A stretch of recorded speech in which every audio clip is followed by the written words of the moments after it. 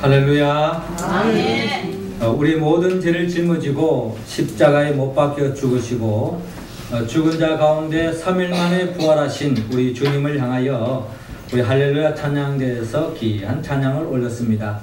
우리 주님께서 영광 중에 받아주신 줄로 믿습니다. 찬양의 가사처럼 사망 권세를 깨뜨리고 부활의 첫 열매가 되신 우리 주님을 우리 모두가 닮아서 우리 모두도 죽음의 권세를 이기고 또 생명 안에서 왕노릇하는 복된 삶을 살아가는 우리 모두가 되기를 주의 이름으로 축원합니다. 우리 옆 사람 가면 인사 나눕시다. 주님을 닮아갑시다. 주님을 닮아갑시다.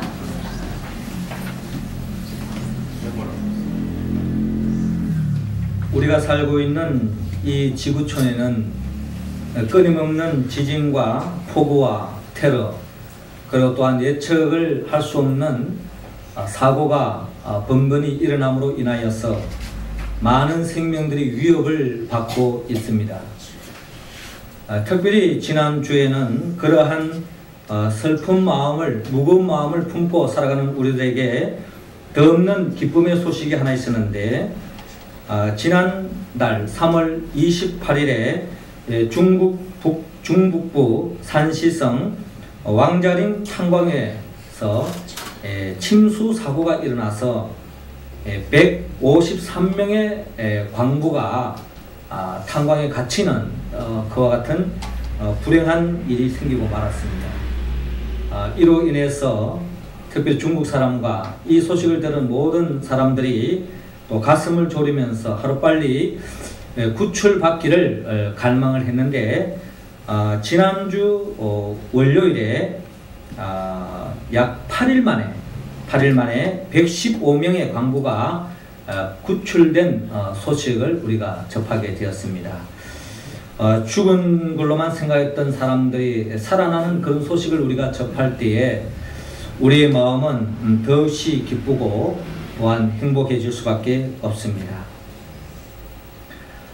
그러나 이보다도 더 큰 우리의 기쁨을 안겨주는 소식이 하나 있는데 그것은 바로 우리의 죄를 짊어지고 십자가에 못 박혀 죽으시고 죽은 자 가운데 3일 만에 부활하신 예수 그리스도의 부활의 소식입니다.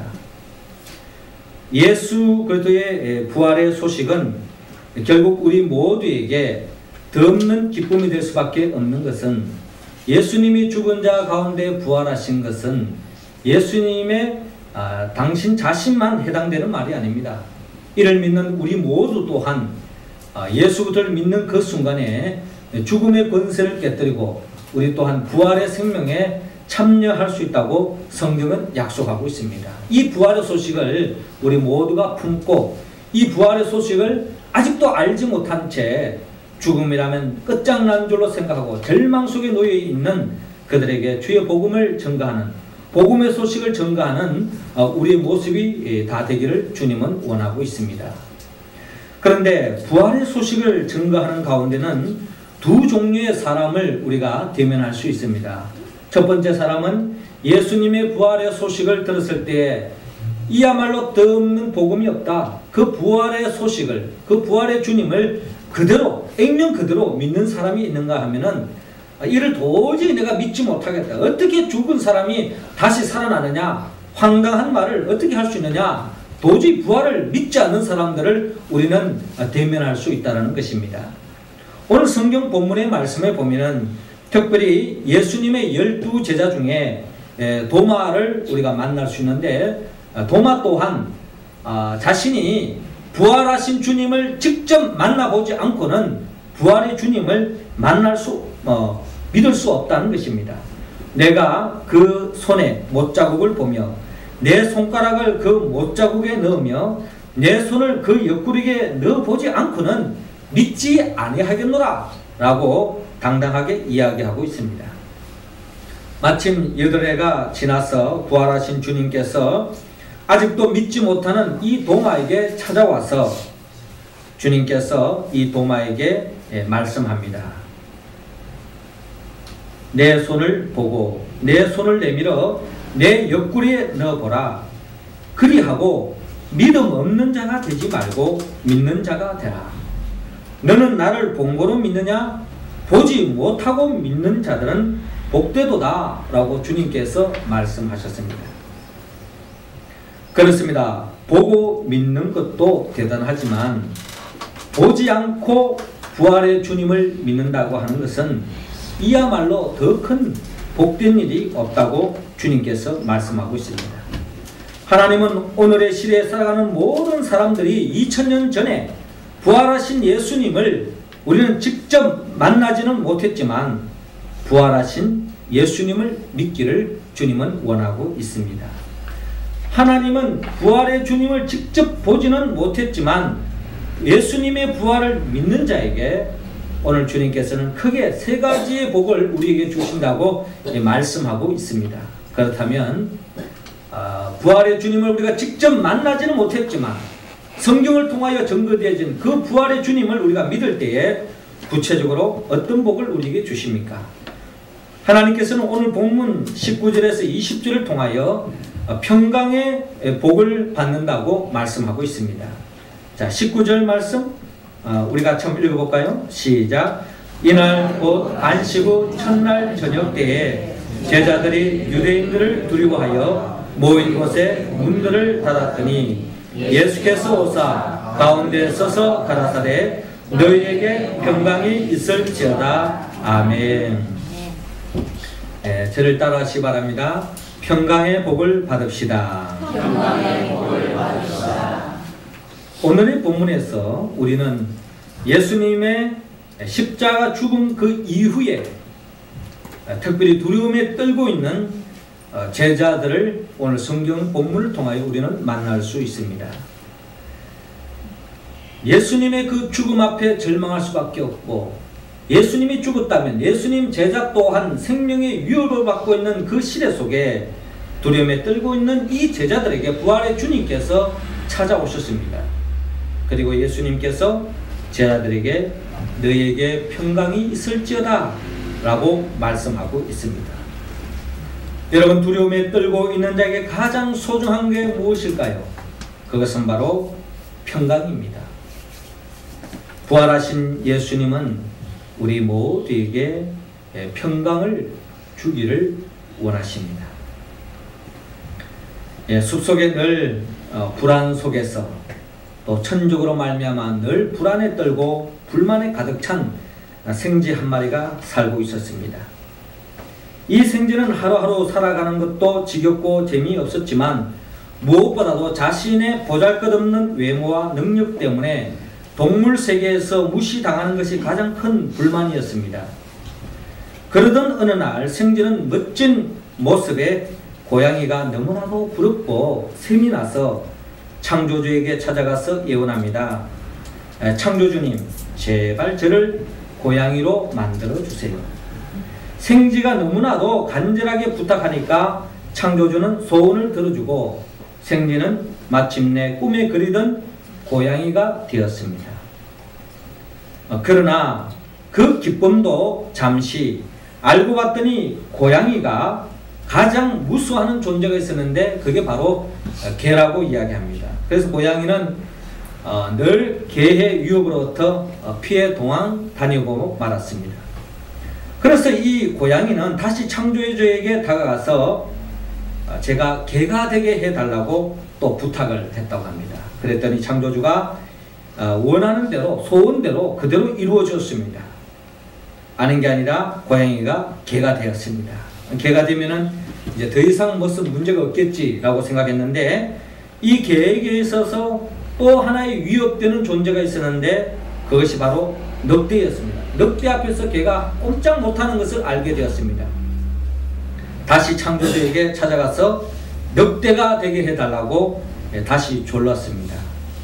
이렇게 수차례 새로운 동물로 변신을 거듭하던 생쥐는 마침내 숲속에 제왕이 또 있다는 것을 알게 되었는데 밀림의 최고의 군림자 코끼리가 더없이 그렇게도 우람하고 덤덤하고 위풍당당하게 거니는 이 코끼리를 보면서 야, 나도 저 코끼리가 됐으면 참 좋겠다 하는 그런 마음을 가지고 창조주에게 다가가서 다시 한 번 더 코끼리가 되게 해달라고 간청을 했습니다. 마지막 부탁입니다. 아닌 게 아니라 이 창조주는 너무나도 마음이 너그럽던지 이 생지에서 코끼리가 된 이 코끼리에게 이 늑대에게 코끼리가 되게 해 주었습니다. 그런데 또 황당한 사실을 하나 알게 되었습니다. 저는 코끼리가 아니라서 잘 모르는데 코끼리에 있어서는 제일 무서운 존재가 생쥐라고 합니다. 그래서 이 코끼리가 된 이 생쥐는 다시 창조에게 가서 마지막 부탁입니다. 제가 꼭 생쥐가 되게 해 주십시오 하고 간청을 했었더니 다시 생쥐가 되었다라고 하는 그런 이야기가 있습니다. 물론 한 우화 속에 나오는 이야기이지만 이 이야기는 우리에게 들려주는 메시지가 있습니다. 이 땅에 살아가는 모든 생명체는 불안과 두려움에서 자유로울 수 없습니다. 언제 사고가 날지, 깨어질지, 갈라질지, 무너질지, 파괴될지, 잃어버릴지, 죽을지 우리의 삶 속에는 끊임없이 엄습해오는 두려움과 불안에서 벗어날 길이 없습니다.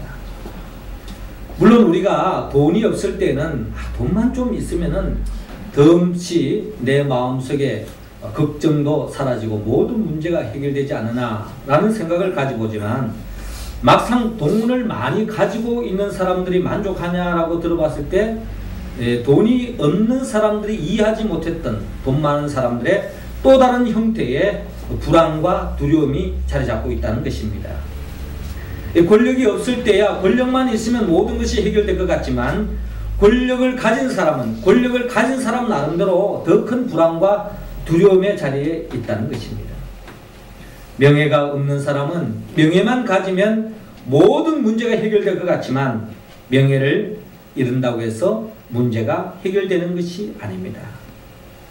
그 무엇을 소유한다고 그 어떤 자리에 이른다고 해결되어지는 것이 아닙니다.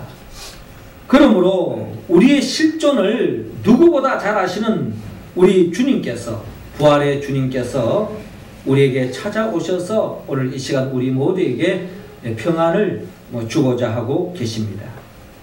부활하신 예수님을 믿을 때에 우리는 주님이 주시는 참된 평안을 누릴 수 있습니다. 부활의 주님께서 제자들에게 찾아오셔서 너에게 평강이 있을지어다 라고 말씀하고 있습니다. 요한복음 14장 27절은 말씀하기를 평안을 너희에게 끼치노니 곧 나의 평안을 너희에게 주노라. 내가 너희에게 주는 것은 세상이 주는 것 같이 아니하니라. 너희는 마음에 근심도 말고 두려워하지도 말라라고 말씀하고 있습니다. 시편 기자 다윗은 시편 23편 4절을 통하여 내가 사망의 음침한 골짜기로 다닐지라도 해를 두려워하지 않을 것은 주께서 나와 함께 하심이라. 주의 지팡이와 막대기가 나를 안위하시나이다 라고 고백하고 있습니다. 우리의 삶은 끊임없는 사망의 음침한 골짜기로 다니고 있습니다. 언제 어느 순간에 어떤 위협이 찾아올지 모릅니다. 어제도 우리는 폴란드 대통령 내외가 성문 약 90명 이상의 성문과 함께 비행기가 추락해서 그 자리에서 세상을 떠났다고는 소식을 접하게 되었습니다. 이처럼 우리의 삶은 한 치 앞을 내다볼 수 없습니다. 언제 어느 순간에 어떤 일이 일어날지 그 죽음의 이야기가 늘 그 누구의 이야기가 아니라 그 죽음의 이야기가 정말 나와 가까운 사람, 내 사랑하는 사람, 정말 헤어질 수 없는 그런 애틋한 사랑하는 님이 내 삶 속에 멀어질 수도 있다는 것입니다. 이러한 삶을 우리가 헤아려 볼 때에 늘 불안이 우리의 삶 속에 자리 잡고 있습니다. 참된 평강은 주님께로 옵니다. 빛이 임할 때 어둠이 사라지듯이 부활의 주님을 믿을 때에 우리의 마음속에 붙잡고 있는 모든 불안과 두려움에서 벗어날 수 있습니다. 부활하신 주님을 믿음으로 더 없는 하늘이 주시는 평안의 복을 매일매일 삶 속에 누릴 수 있기를 주의 이름으로 축원합니다. 두 번째로 우리가 부활의 주님을 믿을 때에 어떤 복을 받습니까? 하나님께서는 오늘 본문 21절에서 29절을 통하여 성령의 복을 받는다고 말씀하고 있습니다. 22절 말씀 우리 할렐루야 찬양대원들이 읽어주시기 바랍니다. 시작. 이 말씀을 하시고 저희를 향하사 숨을 들이시며 가라사대 성령을 받으라. 아멘. 저를 따라하시기 바랍니다. 성령의 복을 받읍시다. 성령의 복을 받으시다. 우리 옆 사람에게 성령을 받읍시다. 성령을 받으시다. 오늘의 본문에서 우리는 부활하신 예수님을 믿고 따르는 제자들에게 성령을 주시는 예수님을 만날 수 있습니다. 부활하신 예수님께서 제자들에게 거듭 평강을 주고 있습니다. 너희에게 평강이 있을지어다. 그리고 부활을 믿는 제자들에게 사명을 줍니다. 아버지께서 나를 보내신 것 같이 나도 너희를 보내노라. 그리고 저희를 향하여 숨을 내쉬며 성령을 받으라 라고 말씀하고 있습니다. 예수님은 부활하신 예수님을 믿는 제자들에게 성령을 받기를 원합니다. 우리가 왜 성령을 받아야 합니까? 성령을 받을 때 어떤 역사가 일어납니까? 성령을 받을 때에 이미 우리에게 주신 복을 우리가 보존할 수 있습니다. 평안하라고 말하지만 우리가 성령을 받지 않으면 그 평안한 마음을 보존할 길이 없다는 겁니다. 평안을 받았지만 또 다른 일이 생기면은 마음의 안심을 가졌던 그 마음에는 다시 불안한 마음이 찾아올 수밖에 없습니다. 그러나 성령을 받을 때는 평안함을 지속할 수 있다는 것입니다. 그리고 성령을 받을 때야만이 우리는 부활의 증인으로서 삶을 삶으로 덧없는 평안과 기쁨을 만끽할 수 있습니다. 성냥불과 등잔불의 차이점이 뭘까요? 성냥불은 잠시 불을 일으키다가 20초도 채 지나지 못해서 성냥불은 꺼지고 맙니다. 왜 그렇습니까? 심지가 없기 때문입니다. 심지를 통해서 기름이 공급되지 않으니까 결국 성냥불은 쉽게 꺼지고 마는 것입니다. 그러나 등잔불은 계속 타오릅니다. 왜 그렇습니까? 심지가 있기 때문이고 기름이 공급되고 있기 때문입니다. 우리가 성령을 통하여 기름 부음을 입지 않고는 우리 안에 머물러 있는 이 평안을 우리는 계속 보존할 수 없습니다. 그리고 우리에게 주신 그 사명을 감당하지 못하는 것입니다. 그래서 우리 기쁨은 곧 상실될 수밖에 없다는 것입니다. 그렇기 때문에 우리는 부활의 주님을 믿고 의지하는 자는 어떠한 환경 속에도 평강을 보존받을 수 있습니다. 빌립보서 4장 11절 이하를 보면 내가 궁핍함으로 말하는 것이 아니라 어떠한 형편이든지 내가 자족하기를 배웠노니 내가 비천에 처할 줄도 알고 풍부에 처할 줄도 알아. 모든 일에 배부르며 배고픔과 풍부와 궁핍에도 일체의 비결을 배웠노라. 내게 능력 주시는 자 안에서 내가 모든 것을 할 수 있느니라 라고 말씀하고 있습니다. 그렇습니다. 우리가 성령의 충만함을 받을 때에 부활의 주님을 믿음으로 말미암아 어떠한 환경에도 주님이 주시는 그 평강을 상실하지 않습니다. 빼앗기지 않습니다. 궁핍에 처하나 비천에 처하나 또한 배고프나 궁핍에 처하나 어떠한 환경 속에도 우리는 주님이 주시는 평안을 맛볼 수 있다고 사도 바울은 간증하고 있습니다. 부활하신 주님을 믿고 의지하는 자는 성령을 받음으로 부활의 증인으로서의 사명을 감당할 수 있습니다. 사도행전 1장 8절에 오직 성령이 너희에게 임하시면 너희가 권능을 받고 예루살렘과 온 유대와 사마리아 땅끝까지 이르러 내 증인이 되리라 라고 말씀하고 있습니다. 즉 제자들은 성령 충만함을 받고 그 어떠한 역경을 뚫고서 복음을 땅끝까지 증거하여 나아가므로 더없는 기쁨을 맛봅니다. 그 기쁨은 주님이 주시는 사명을 감당함으로 맛보는데 그 사명이 있다면 바로 죽어가는 생명을 살리는 것입니다. 우리 교회 공동체의 비전이 있다면 그것은 바로 죽어가는 생명을 살리는 겁니다. 생명을 사랑하는 겁니다. 아직도 이 세상에는 예수 그리스도를 알지 못하여 죽어가는 생명들이 많이 있다는 겁니다. 그 죽어가는 생명을 살리는 것이 우리의 사명일진데 사람이 왜 죽게 되었습니까? 성경은 바로 죄 때문이라고 이야기하고 있지 않습니까? 오늘 주님께서는 우리에게 놀라운 말씀을 하시는데 요한복음 20장 23절에 너희가 네 죄든지 사하면 사하여질 것이요 네 죄든지 그대로 두면 그대로 있으리라 라고 말씀하고 있습니다. 자, 이 말씀의 관점이 뭐냐면 마치 주님께서 우리에게 죄사함의 권세를 주신 것처럼 우리가 이 본문을 이해할 수 있을 것입니다. 그러나 이 말씀은 우리가 죄사함의 권세를 우리가 주체적으로 가진 존재가 아니라 우리가 죄사함의 은총을 베풀 수 있는 것은 아직도 예수 그리스도를 알지 못하고 믿지 않는 자들에게 우리를 위해 죄를 짊어지고 십자가에 못 박혀 죽으신 그 예수 그리스도의 복음을 전가할 때에 그래서 예수 그리스도를 믿는 자들은 어떠한 죄도 용서함을 받기 때문에 죽음의 권세에서 벗어나서 영원한 생명을 얻을 수 있다는 것입니다. 이것이 바로 우리에게 맡겨주신 사명이요 우리가 전가하는 복음의 내용 아니겠습니까? 이처럼 죽음의 권세를 깨뜨리고 부활하신 이 복음 대신 예수 그리스도의 복음을 전가하며 나아감으로 인하여서 우리 주위에 많은 죄 지었던 사람들이 다시 죄사함의 은총을 입고 또한 주님 안에서 새 생명을 얻어서 영원한 생명을 얻을 때에 우리에게는 더없는 평강이 넘치고 또 사명을 감당함으로 더없는 기쁨이 넘칠 줄로 믿습니다. 그러기 위해서는 우리 모두가 부활하신 예수님을 믿을 때에 더없는 평강, 기쁨을 만끽하는 우리 모두가 될 줄로 믿습니다. 마지막 세 번째로 우리가 부활하신 주님을 믿을 때에 주님께서 우리에게 어떤 복을 줍니까? 오늘 보면 30절에서 31절을 통하여 생명의 복을 준다고 말씀하고 있습니다.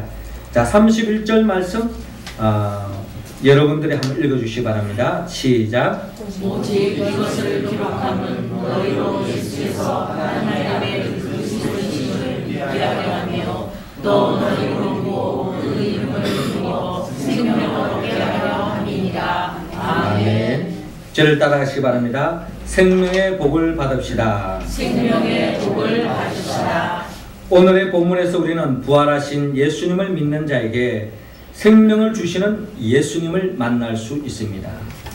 우리 모두가 요한복음에서 밝힌 대로 예수님의 십자가와 부활을 믿음으로 예수님이 하나님의 아들이요 그리스도임을 믿음으로 말미암아 우리는 이미 영원한 생명을 얻은 줄로 믿으시기 바랍니다. 화창한 봄날이 되면은 우리 주변에 꽃들이 만발하고 피어지는 것을 볼 수 있습니다. 이 꽃에는 두 종류의 꽃이 있습니다. 자신의 아름다움을 드러내기 위해서 화사하게 피었다 지는 꽃이 있는데 우리 요번 주에 보면은 개나리, 진달래, 목련꽃입니다. 그런데 열매를 맺기 위해서 피는 꽃이 있습니다. 그 꽃은 살구나무꽃, 또 백꽃, 또 복숭아꽃 이런 과실류에서 나는 꽃들이 있습니다. 이 두 꽃은 차이가 있습니다. 이 진달래나 개나리, 목련꽃 이런 꽃들은 그저 화사하게 피었다가 때가 되면은 순간적으로 다 져버리고 또 떨어지고 그 순간에 사라지고 없습니다. 그런데 우리가 잘 아는 것처럼 백꽃이나 또 살구나무 꽃이나 복숭아꽃은 여러 꽃과 같이 지는 것 같지만 꽃이 지는 것으로 끝나는 것이 아니라 그 꽃이 짐으로 인하여서 거기에 살구나무, 살구, 또 때로는 배, 복숭아, 사과 이와 같은 풍성한 열매를 맺는 것을 우리는 바라볼 수 있습니다. 이처럼 꽃도 두 종류의 꽃으로 나누어지는 것처럼 우리의 생명도 이 땅의 생명도 두 종류의 생명으로 나누어진다는 것입니다. 어떠한 사람은 이 세상에 화사하게 살다가 화려하게 살다가 결국 한 줌의 흙으로 영원한 영물로 떨어지는 생명이 있는가 하면은 결국 영원한 생명으로 이어지는 생명이 있다는 것입니다. 부활하신 주님을 믿을 때에 우리가 얻는 생명이 바로 영원한 생명입니다. 이 생명은 영원히 지옥에 떨어 죽는 심판받는 생명이 아닙니다. 부활하신 예수님이 주시는 생명은 아담과 하와가 범죄함으로 잃어버렸던 생명입니다. 비록 이 세상에서 육신의 몸이 죽는다고 하더라도 예수님의 재림 때에 다시 부활의 생명에 동참하며 영원한 생명에 이른다고 성경은 약속하고 있습니다. 새하늘과 새 땅으로 이어지는 영원토록 주님과 함께 왕노릇하는 하나님의 생명입니다. 그리고 죽음 그 이후에 보장받을 뿐만 아니라 이 땅에 살아있는 동안에도 생명 안에서 왕노릇하는 생명입니다. 이 생명의 특징은 이 세상을 살고 있지만 이 세상에서 환경에 지배를 받지 않습니다. 어떠한 환경에도 주님 안에서 생명 안에서 왕노릇하는 생명이요, 또한 죽음 그 이후에는 하늘나라에서 새하늘과 새 땅에서 영생복락으로 나아가는 생명이라는 것입니다.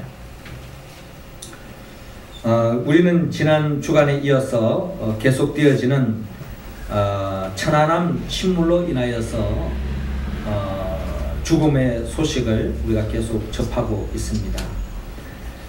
지난 7일에는 12일 만에 한미를 절단면 기관 조종실에 부근에서 발견된 고 김태석 상사의 시신을 우리는 받아야만 했습니다. 이 김태석 씨는 학창 시절에 참 믿음 생활을 열심히 했다고 합니다. 한때 그 선생님의 표현에 의하면은 목사가 되고 싶어 하는 그런 꿈을 가진 믿음이 좋은 사람이었는데, 이번에 해군에 입대해서 또 상사로서 또 군복무를 하고 있는 가운데 참 불행한 죽음을 맞이하게 되었습니다. 그런데 이 김태석 씨의 유가족들의 사랑하는 아내와 3명의 딸이 있습니다. 아주 갓난아이 이렇게까지 딸이 셋이 있는데, 아마 사랑하는 남편을 먼저 보내고 새 딸을 부여하는 그 아내 입장에서는 아마 참 덧없는 그 무엇으로 비교할 수 없는 절망 그 자체일 것입니다.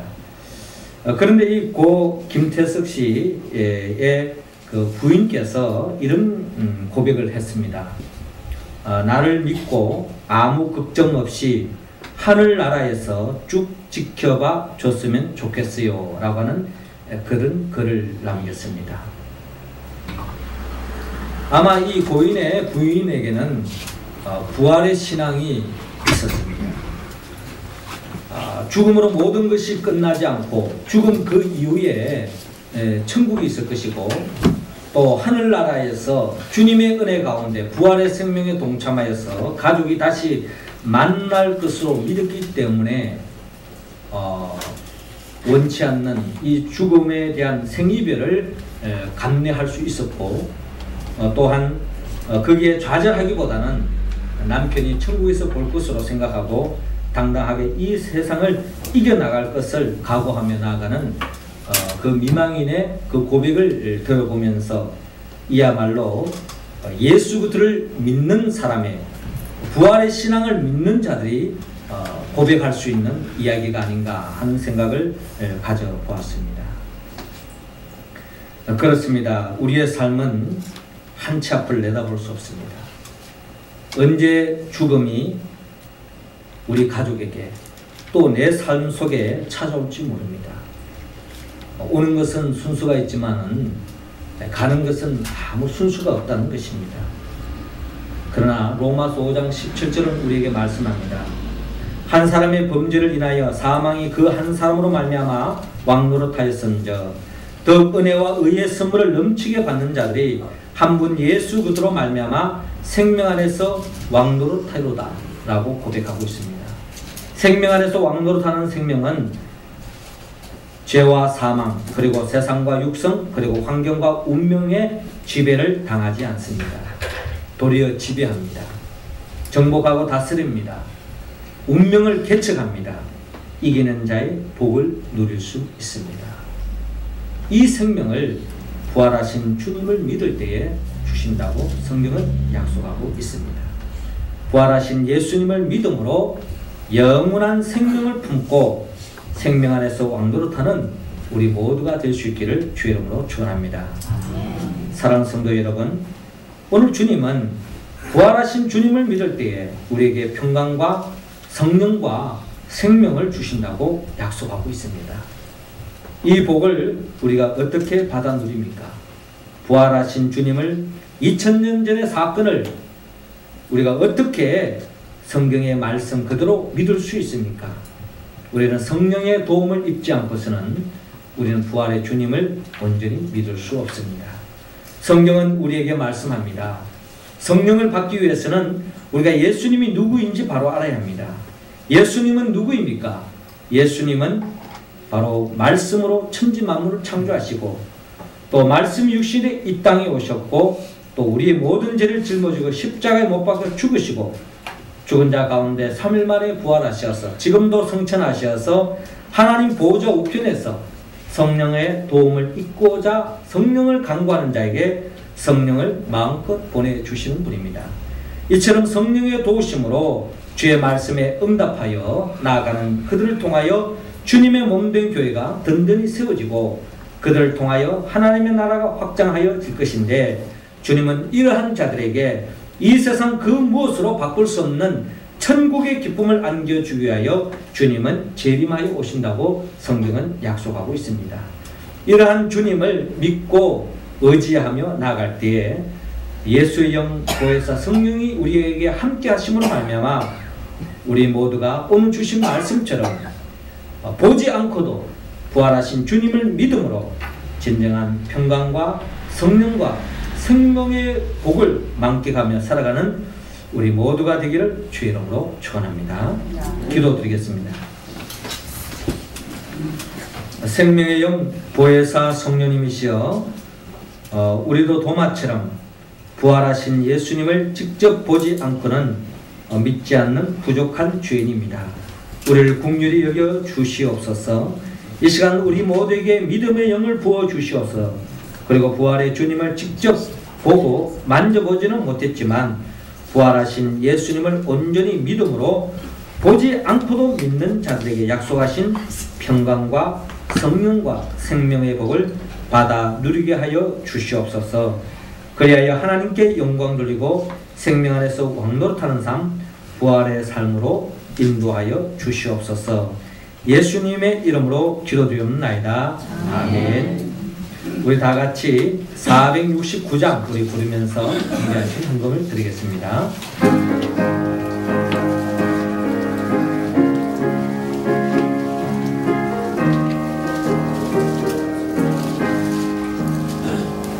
내 영혼에 걷게 깊은 데서 맑은 가락이 울려나네. 하늘 복조가 언제나 흘러나와 내 영혼을 보인사네.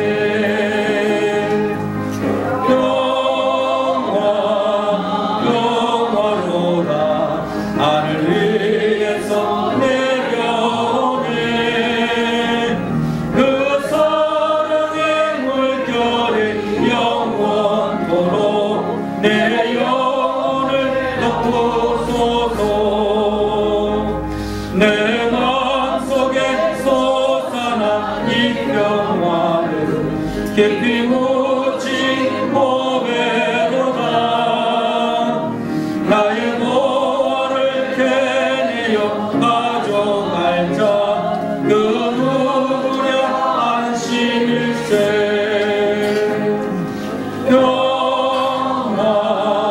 평화로다 하늘 위에서 내려오네.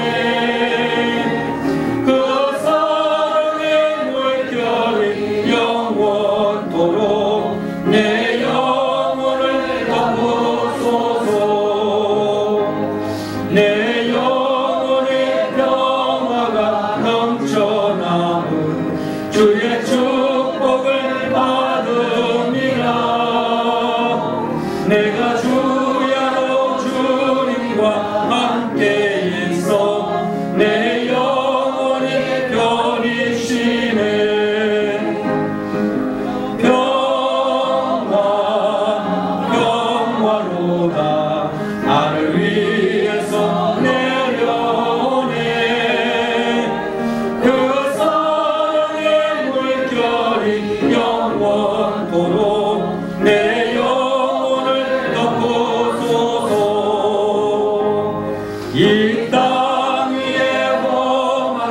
마른 동안 참된